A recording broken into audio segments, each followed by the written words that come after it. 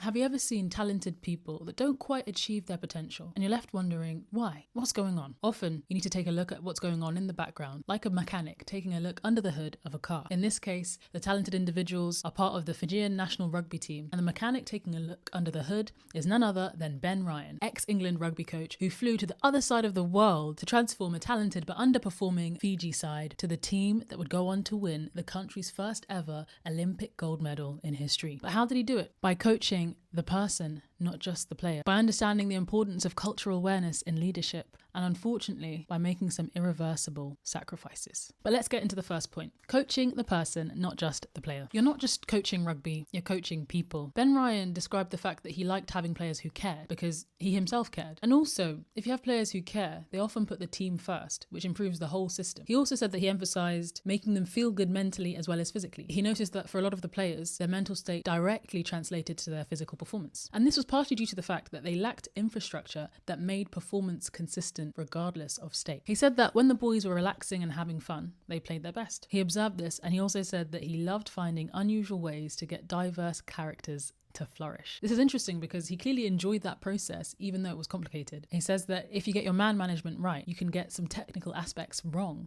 and still thrive, which I absolutely agree with. I think often character can beat skill, especially at scale. And Ryan was so strong in this belief that he actually kicked out a really skilled player with poor character. He says that their maverick skills were outweighed by the negative impact on younger players. This player didn't have the character standard that Ryan wanted, so he kicked him out. In fact, the concept of standards is something that's reiterated throughout the book. Ben Ryan says that the standard you walk past is the standard you become. So if players were beating their wives, they'd be held accountable and they'd be gone. If they were partying too much, they'd be held accountable and be gone. If they weren't upholding strong standards of behavior, they'd be held accountable and be gone. And he made sure that the team held each other accountable by having strong leadership. But despite all this, as much as he tried to assimilate with the Fijians, he also understood something really profound. It was important for me to understand that there were things they might have been through that I could not relate to. And that leads us into the importance of cultural awareness in leadership. Ryan understood that he'd had different experiences to a lot of the Fijians, but actually he'd had quite a wide range of experiences before going to Fiji. Ryan was working class and had lived in an area with a wide cultural variety, and then got a scholarship to a private school. So from a young age, he'd had access to a wide range of people from different classes and cultures. This meant that he took an interest in learning about different people from different backgrounds. He noticed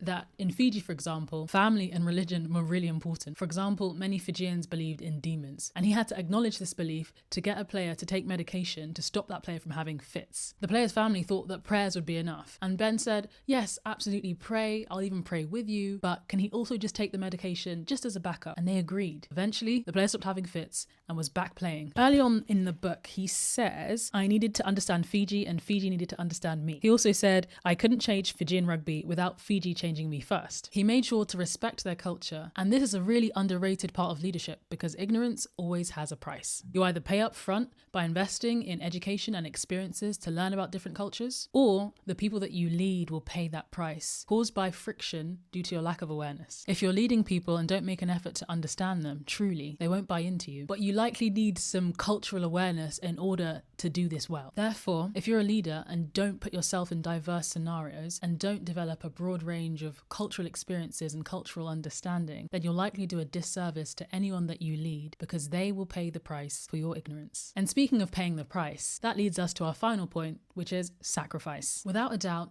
success requires sacrifice. Ryan discusses the pressures that this role put him under. He gave up a role in England. He gave up financial security. He flew himself to Fiji initially and even supported players out of his own pocket when things were tough. But the most obvious, undeniable sacrifice that Ben Ryan made to get this gold medal was his marriage. His wife at the time, Natalie, was alone most of the day and was known by everyone as the Sevens coach's wife. He said that some couples would call him selfish, but he was doing it for the team. Despite this, the strain was heavy, and in the end, their marriage couldn't take it anymore. They divorced after the Olympics, so without a doubt, Fiji's first ever gold medal in history cost Ben Ryan his marriage. Now, as of filming this, he is now happily remarried with a child. So was it all worth it? That's up to you to decide. In conclusion, Sevens Heaven by Ben Ryan shows us the highs and lows of elite sport in complicated scenarios. Ryan reminds us to coach the person, not just the player, the importance of cultural fluency in leadership, and also painful sacrifices that are sometimes required to win. If you liked this insight into team culture and values at the highest level, then you also probably like Legacy by James Kerr.